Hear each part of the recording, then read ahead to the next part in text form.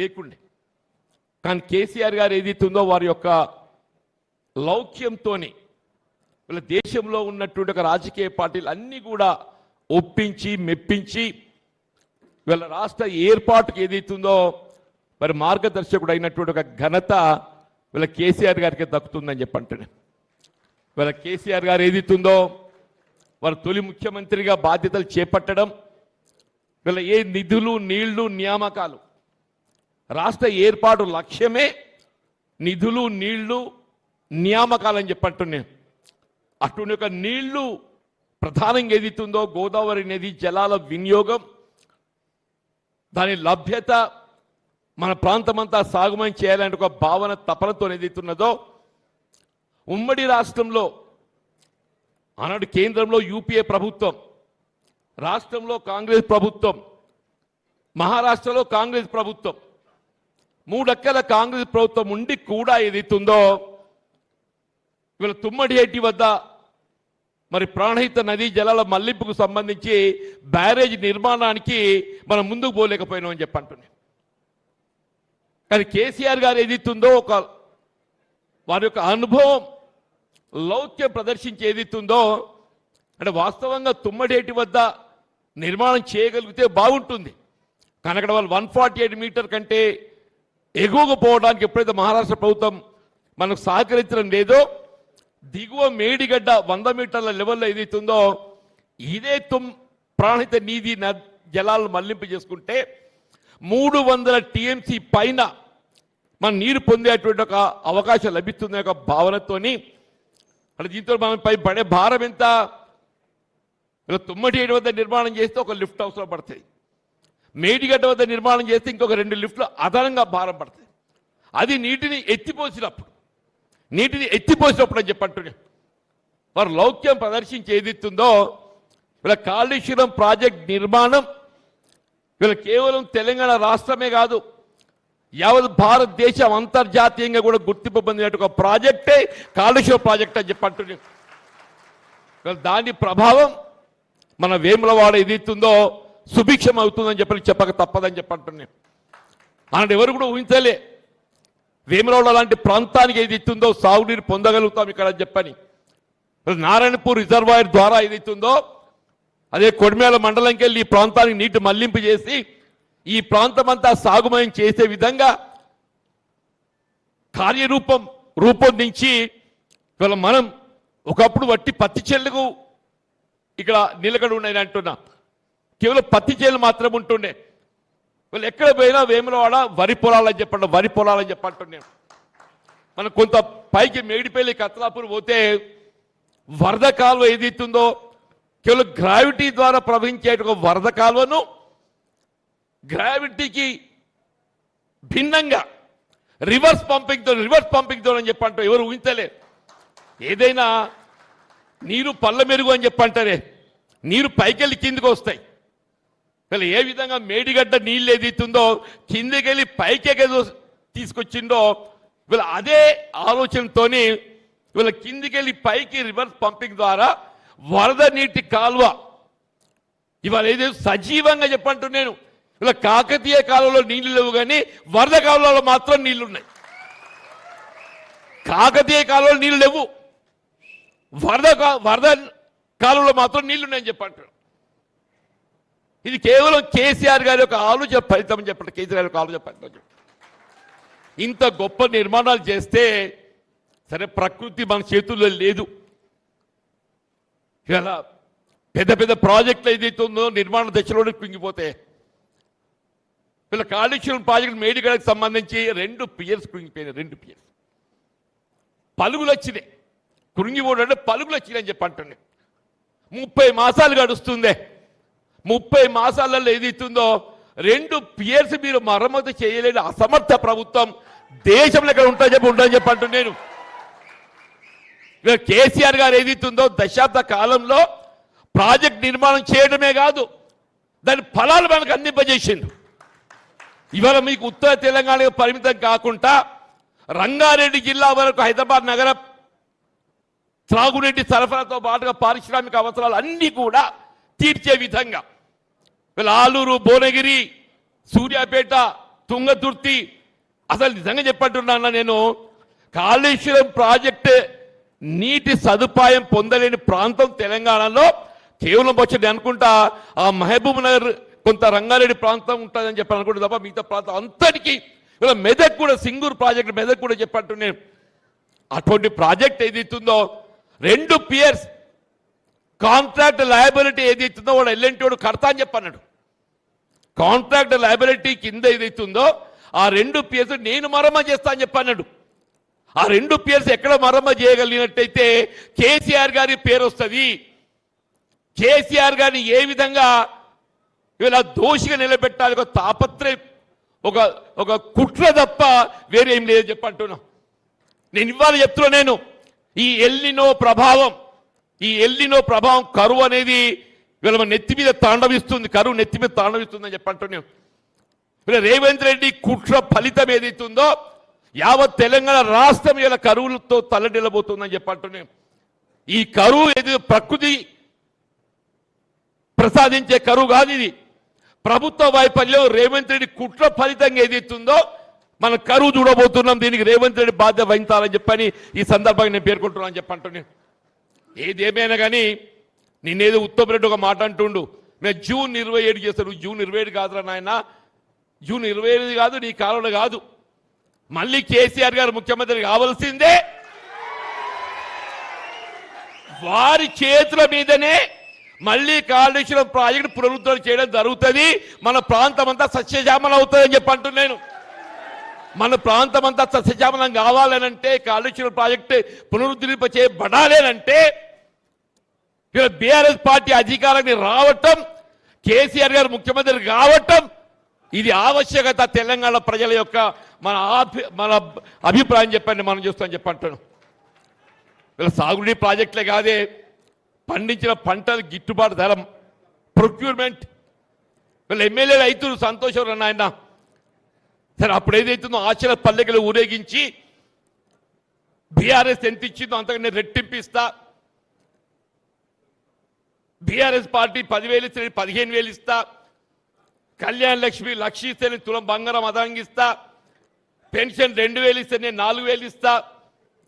వీళ్ళ అలవి కానీ వాగ్దానాలు చేసి అధికారానికి వచ్చిండే సంతోషం. వచ్చినాక ఏం చేసిండే? వీళ్ళ 30 మాసాలు గడుస్తుంది. నేను అడుగుతున్నా, మీ స్థానిక శాసనసభ్యుడు ఏదైతుందో ఆయనకైనా రైతు బిడ్డ అని చెప్పుకుంటాడు కదా, నేను అడుగుతున్నా. వేములవాడ నియోజకవర్గమే కాదు, యావత్ తెలంగాణ రాష్ట్రంలో ఎక్కడైనా అదనపు తూకం లేకుంటే ధాన్యం సేకరణ చేసిన ఉదంతం ఉండి చెప్పండి. 40 కిలోలకు 3 కిలోలు అదనంగా 17 మాయిశ్చర్ జోగవలసిన ధాన్యం ఏదైతుందో 9-10, 17 మాయిశ్చర్ జోగవలసిన ధాన్యం ఏదైతుందో 9-10, అదనపు తూకంతో 5 కిలోలు పోతే మాయిశ్చర్ 17, 9, 10 వచ్చా ఇదొక 5 కిలోలు పోతుందా? మొత్తం రైతు ప్రతి క్వింటల్ మీద 10 కిలోలు దగా చేయబడ్డాడు. ప్రతి రైతు అని చెప్పంటూ నేను 10 కిలోలు అంటే కిలోకి 24 రూపాయలు. కిలోకి 24, 10 కిలోలకి ఎంత అవుతుందమ్మా? 240 రూపాయలు అయితే 240 రూపాయలు అని చెప్పంటు 240 ఇంటూ ఎకరా 30 క్వింటల్ లెక్క పెట్టుకుంటే 30 ఇంటూ 240 6,000 పైచిలకు ప్రతి రైతు ప్రతి ఎకరా వీళ్ళ దగా చేయబడ్డ. నిజామాబద్దమన్నా? నువ్వేదైతుందో రైతు భరోసా ఎగ్గొట్టి 6,000 ముంచిను, రైతు భరోసా ఎగ్గొట్టి 6,000 ముంచిండు. ఉల్టా ఏదైతుందో ఇడు 6,000 దోస్తున్నాడు, ఉల్టా ఇటు 6,000 దోస్తున్నాడు. నేనేమంటున్నది, నేను మొన్న మా మంత్రి అడ్డు లక్ష్మణ్ గారు మాట్లాడినన్నా, నేను నిజంగానే ధాన్యం సేకరణలో ఇవాళ దగా చేయబడ్డట్టయితే అధిక తూకం వేస్తే నేను మంత్రి పదవి రాజీనామా చేస్తాను. నేను ఒకటి చెప్పాను, ఈ మంత్రి పదవి రాజీనామా అక్కర్లేదు. మీరు ఎంతున్నా ఇంకో 2 ఏళ్ళు ఉంటారు. ఆ 2 ఏళ్ళు ఓపిక పట్టేటువంటి మాకున్నది. ఆ 2 ఏళ్ళు మేము ఓపిక పడతాం. 2 ఏళ్ళు ప్రజాక్షేత్రంలో ప్రజాపక్ష పోరాటం చేస్తాం. కానీ నేను చెప్తున్నా, నేను మీకు అందరికీ తెలియదు కాదు, వీళ్ళ ధాన్యం సేకరణ తర్వాత ధాన్యం ఎక్కడ పోతుంది? రైస్ మిల్ ధర్మకాంటకు పోతుంది. ధర్మకాంట అంటే ఆటోమేటిక్ వెయ్యింగ్ మిషన్. ఆటోమేటిక్ వేయించి ధర్మకాండ పోయిన తర్వాత అక్కడ తూకం వేస్తాడు. ఆ తూకానికి అనుగుణంగా మనం చెల్లింపు చేయాలి కదా. ఆ తూకానికి అనుగుణంగా మనకు చెల్లింపు చేయకుండా అప్పుడు కడ్డీకి పెడతాడు. అప్పుడు కడ్డీకి పెట్టి మనకు ట్రక్ షీట్ ఇస్తాడు. ట్రక్ షీట్ ఎప్పుడు ఇవ్వాలి? తూకం వేసిన తర్వాత ఏదైతే ఉందో ప్రొక్యూర్మెంట్ సెంటర్ వాళ్ళు ఏదైతే నిర్వాహకులు ఉంటారో వాడు అప్పుడు ట్రక్ షీట్ ఇవ్వాలి. ట్రక్ షీట్ ఎప్పుడు ఇస్తున్నాడు? వీళ్ళు తూకం వేసే తదుపరి రైస్ మిల్లర్ కట్ చేసినాక అప్పుడు ట్రక్ షీట్ ఇచ్చి ఆ ట్రక్ షీట్కి అనుగుణంగా మనం పేమెంట్ ఇస్తున్నాడు. నేను నిజంగానే ఇవాళ మీకు ధాన్యం సేకరణ దోపిడీ జరగలేదని ఒక భావన మీరు వ్యక్తం చేయదలుచుకుంటే ధర్మకాంటకు అనుగుణంగా ఎంతైతే వేమెంట్ వచ్చిందో ఆ వేమెంట్ ట్రక్ షీట్కున్నో ధర్మకాండ మధ్యలో వ్యత్యాసం ఏదైతుందో రైతుకు చెల్లింపు చేయండి, మేము అప్పుడు ఒప్పుకుంటామని చెప్పంటాం. ధర్మకాంటకును ట్రక్ షీట్కు ఇది టెక్నికల్గా ఏదైతుందో ఇది ఎవడి మనకి ఆధారితంగా రుజువు చేయొచ్చు అన్నా చెప్పంటున్నాను. ఈ ధర్మకాండ తూకం recorded, technical weighing machine, truck sheet recorded. Truck sheet ఏదైతే ఉందో దాన్ని ఓవర్ వెయిట్ 43 కట్ చేసి తర్వాత ఇస్తాడు. ధర్మకాండ ప్రకారం ఇస్తే రైతుకు న్యాయం చేసిన అవుతామని చెప్పంట. ఇంత దగ, ఇంత మోసమానే? ఇలా మొక్కజొన్న ఆనాడు ఏదైతుందో ఎంత నువ్వు పండిస్తే అంత నీకు మొక్కజొన్న సేకరించింది మార్కెట్. మా బాపురెడ్డి మార్కెట్ చైర్మన్ ఉండేనే. ఇవాళ 40 క్వింటలు వండిస్తే 25 క్వింటలు నేను తీసుకుంటా, 15 క్వింటలు బజార్లో అమ్ముకో. నిజమాబద్ధమే? 25 క్వింటలు కొంటాడట, 15 క్వింటలు బజార్లో అమ్ముకోవాలి. బజార్లో అమ్ముకోవాలంటే ఇదే 2400ది 1800 1900 పోతుంది. రైతు దగా చేయబడతాడే. అసలు ప్రభుత్వం అనేది వ్యవసాయకంగా నీకేమైనా ఆలోచన ఉన్నదా? ఇప్పుడు ఏమిరా అంటే నువ్వు దొడ్డర్లు పెట్టద్దు, సన్నబడ్లు పెట్టాలి. పెడతా సన్నబడ్లు, మరి వచ్చే లాస్ ఎవడు కట్టిస్తాడా? దొడ్డర్లు ఏదైతే 30 క్వింటలు వస్తాయి, సన్నబడ్లు ఏదైతే 20 క్వింటలు మించి రావు. బెస్ట్ స్కోప్ ఉన్నది దానికని చెప్పి అంటున్నాను. మళ్ళీ ఒక స్పష్టమైన విధానం ఉండాలి కదా. లేకుంటే పప్పు దినుసులు పెట్టద్దు, పప్పు దినుసులు పెట్టాలి, దాన్ని ఎవడు కొనాలి, దాన్ని ఎంత వస్తుంది? నేనేమంటున్నా, నువ్వు సన్న రకానికి ఏదైతే 500 బోనస్ ఇస్తా అని చెప్పి అంటున్నావో 20 క్వింటల్లకైనా 20 × 500 10,000 రూపాయలు అయితే నేను పప్పు దినుసులు పెడతా, నాకు ప్రతి ఎకరానికి 10,000 బోనస్ ఇయ్యి. ఎట్లుంటుంది? ఇప్పుడు వాళ్ళే అంటున్నారు కదా సన్న రకానికి 500 బోనస్ ఇస్తా అని చెప్పని.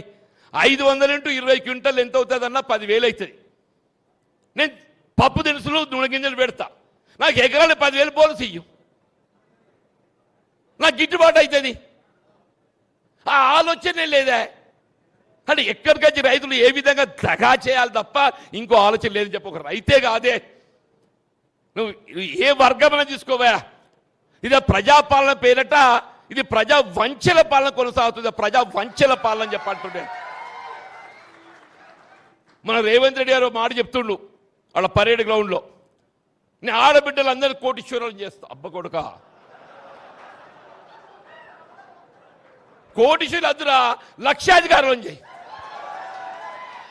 కోటీశ్వరులు వద్దు, మా ఆడబిడ్డలు చెల్లెలను ఏదైతుందో లక్షాధికారులు చేయవా? చేస్తుండవా? మనకేం చెప్పిండు? 2,500 రూపాయలు ఇస్తాడు. ప్రతి ఆడబిడ్డకు 2,500 ఇస్తా అని చెప్పలేదవ్వా? 2,500 అంటే 12 మాసాలకి ఎంత అవుతుంది? 30,000 అవుతుంది. 5 సంవత్సరాలకి ఎంత అవుతుంది? 5 × 30,000 1,50,000 రూపాయలు అవుతుంది. మా కోటి వద్దు, నువ్వు చెప్పిన 2,500 లెక్క చొప్పులు ఏదైతుందో 5 ఏళ్లకు 1,50,000 ఇయ్యని ఆయన అంటున్నాను. ఇంతకంటే ఏం చెప్పాలి? ఇంతకంటే ఏం చెప్పాలి అంటున్నాను. 4,000 అంటాడు. కేసీఆర్ గారు ఏదైతున్నదో ఉమ్మడి రాష్ట్రంలో 200 రూపాయల పెన్షన్ను 2,000 చేసిండు. కేసీఆర్ గారు ఉమ్మడి రాష్ట్రంలో 200 రూపాయల పెన్షన్ను 2,000 చేసిండు. నువ్వు 2,000 4,000 చేస్తా అంటున్నావు. ఆ 4,000 కాదురా, అసలు 2,000 అర్హత గల వారికి అందరికీ ఇయ్యు. 4,000 తర్వాత మాట్లాడదాం. మా బీడీ కార్మికులు ఆడబిడ్డలు ఇక్కడ వేమరాళ్ళ సిరిసిల్ల ప్రాంతంలో అత్యధికంగా ఉంటారు. ప్రొవిడెంట్ ఫండ్ కట్ అవుతున్నా కానీ ఏది ఇస్తుందో ఇవాళ ఇంతవరకు ఏదైతుందో అదనంగా ఒక్కరికి బీడీ పెన్షన్ ఇవ్వలేదు చెప్పంటున్నాను.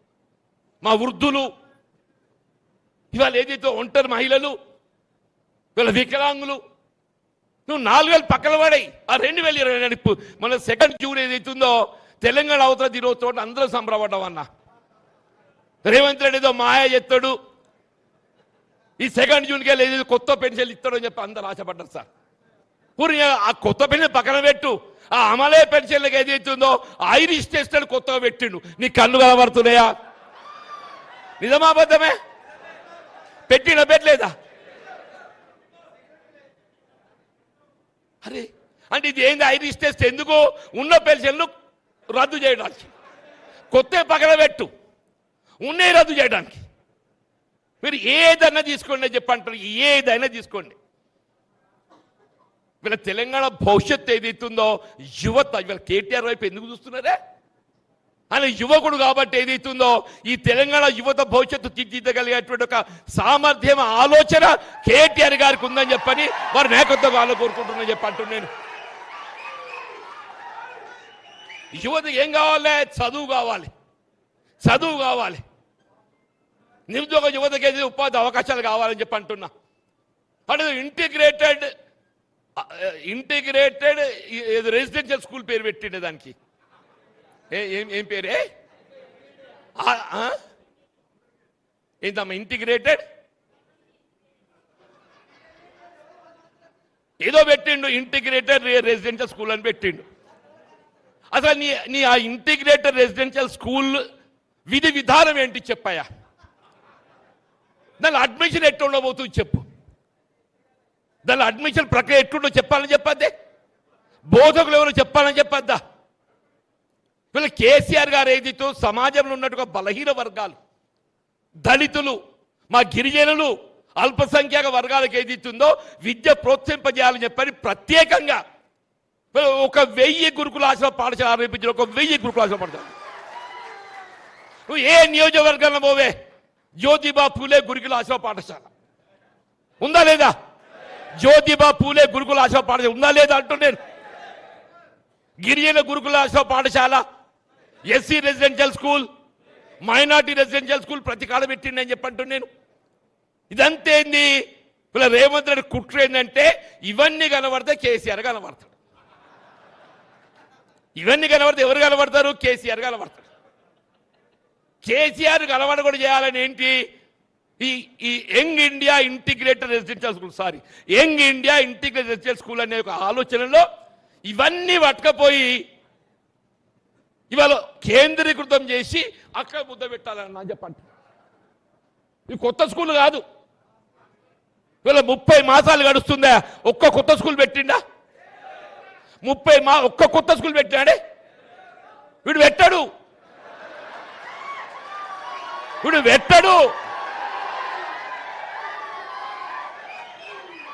వీడు ఉన్న స్కూల్లో మాయం చేస్తాడు. వీళ్ళ గత బీఆర్ఎస్ ప్రభుత్వం కేసీఆర్ గారు ఆరంభింపజేసినటువంటి విద్య, ఇలా ప్రాథమిక హక్కు, రాజ్యాంగం కల్పించిన హక్కు, బాబాసాహెబ్ బిఆర్ అంబేద్కర్ గారి యొక్క ఆలోచన విధానానికి అనుగుణంగా ఏదైతుందో కేసీఆర్ గారు మరి విద్య ప్రోత్సహించాలని చెప్పి ఆలోచన చేస్తే ఈ దుర్మార్గుడు ఏదైతున్నదో మరి ఏమన్నా నాకు దోస్తు లేదే. నా అటువంటి వాళ్ళు బయటకు వెళ్ళగొడతాడే? నాకు అప్పుడప్పుడు అనిపిస్తుంది, మా లక్ష్మీనరసింహరావు ఏమన్నాడు 25 ఏళ్ళు అనుబంధం అన్నాడా? ఆయనతో 25 ఏళ్ళు, కాంగ్రెస్తో నాకు 40 సంవత్సరాల అనుబంధం అని చెప్పి అంటున్నాను. ఈ 4 దశాబ్దాలు నేను కాంగ్రెస్ పార్టీ పెంచి పోషించిన. 4 దశాబ్దాలు కాంగ్రెస్ పార్టీ బలోపేతం కావడానికి కొరకు ఏదైతుందో నా కృషి, నా చెమట ఉందని చెప్పంటున్నాను.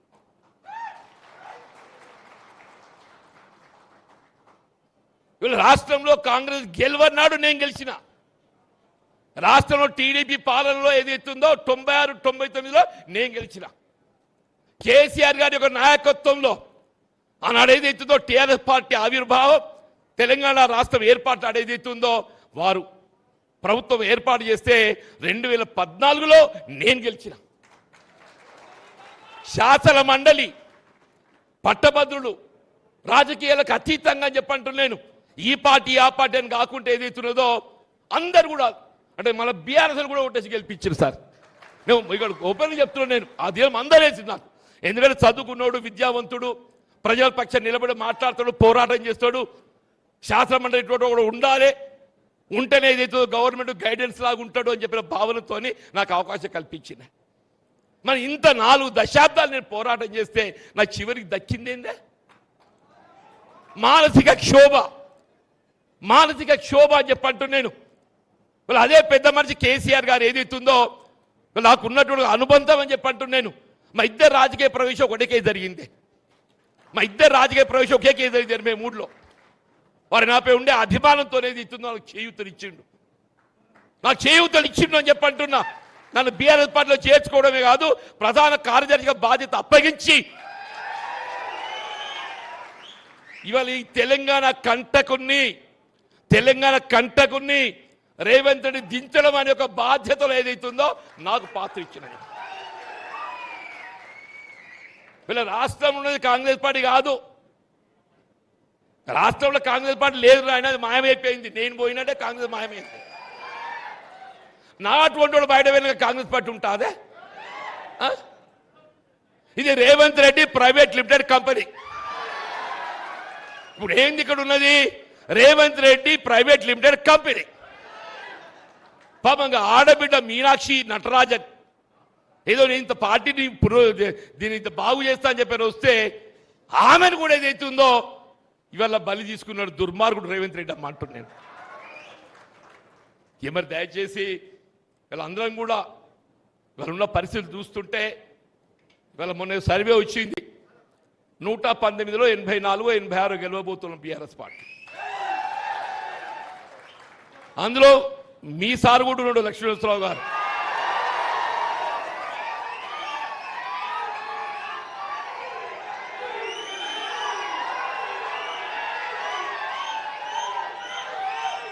కానీ ఈ సంబరం సరిపోదు. వీళ్ళ కుట్రలు కుతంత్రాలు ఎన్నొస్తాయో తెలియదు. ఈ కుట్రలు కుతంత్రాలను అడ్డుకొని ఏదైతుందో మనం మరింత బలోపేతం కావాలి. ఇవాళ మనం ఉన్నటువంటి ఒక బలం ఏదైతుందో దీన్ని సుస్థిరపరచుకోవాలి. ఉన్న బలాన్ని మనం సుస్థిరపరచుకోవాలి, మరింత బలోపేతం కావాలని చెప్పంటాడు. వీళ్ళ మరింత బలోపేతం కావాలి. ఆ దిశగా ఏదైతుందో మనం ముందు పోవడానికే ఇవాళ ఈ సభ్యత్వ నమోదం అని చెప్పంటాం. ఈ సభ్యత్వ నమోదు అనేటువంటి ఒక భావన మన ప్రతి ఓటర్లను కలిసే అవకాశం మనకు కలిగిస్తుంది. ఊరికే మెంబర్షిప్ అట్లా పోయి ఇట్లా ఒట్టి 10 రూపాయలని కాదు, మన పార్టీ ఆలోచన విధి విధానాలను తెలియచేయాలి. వీళ్ళ గతంలో మనం ఏం అందించినాం, వీళ్ళు ఏం కోల్పోతున్నాం కూడా తెలియజెప్పాలని చెప్పంటున్నాం. ఆ చెప్పే మన ఓటర్ని ఏదైతున్నదో మన వైపు ఆకర్షించి మన సభ్యత్వ నమోదు ప్రక్రియలో ఏదైతే చేర్చుకోవాలని చెప్పండి. ఆ దిశగా పోవటానికి కొరకే ఇవాళ ఈ కార్యక్రమాన్ని ఏర్పాటు చేసుకోమని చెప్పారు. ఏదేమైనా ఇవాళ ఇంత మంచి కార్యక్రమం కేటీఆర్ గారి మరి ఆధ్వర్యంలో నిర్వహింపబడుతుంది. ఇవాళ కేసీఆర్ గారి యొక్క ఆలోచన విధానానికి కార్యరూపం ఇవ్వబోయేది కేటీఆర్ గారు అని చెప్పంటున్నారు. ఇప్పుడు కేసీఆర్ గారి యొక్క అనుభవం ఇలా మన రైతాంగం ఇలా బ్రాడ్గా ఏది ఎత్తుందో గ్రామీణ ప్రాంతం మీద వారి దృష్టి ఎక్కువ ఉంటుంది. బ్రాడ్గా గ్రామీణ ప్రాంతం, ఎందుకంటే మనం అంతా కులానికి ఎవరమైనా వ్యవసాయంపై ఆధారపడతాం. ఆ రైతు బాగుంటేనే దేశం బాగుంటుంది, రాష్ట్రం బాగుంటుంది. ఆయన ఆలోచన విధానం అంతా ఏదైతుందో రైతు, ఆడబిడ్డలు, దళితులు, బలహీన వర్గాలు, అల్పసంఖ్యాక వర్గాలు ఇట్లుంటే మరి మన యువత గురించి ఎవరు ఆలోచించేయాలి? ఈ రాష్ట్ర భవిష్యత్తు ఎవరు? యువత. ఈ రాష్ట్ర భవిష్యత్తు యువత గురించి ఆలోచన చేయడం వీళ్ళ కేటీఆర్ గారి యొక్క బాధ్యత. ఆ దిశగా వారు నడుస్తున్నారు కాబట్టి ఏదైతుందో వారి నాయకత్వం ఏదైతుందో మనకు కావాలని చెప్పని కోరుకుంటున్నామని చెప్పండి.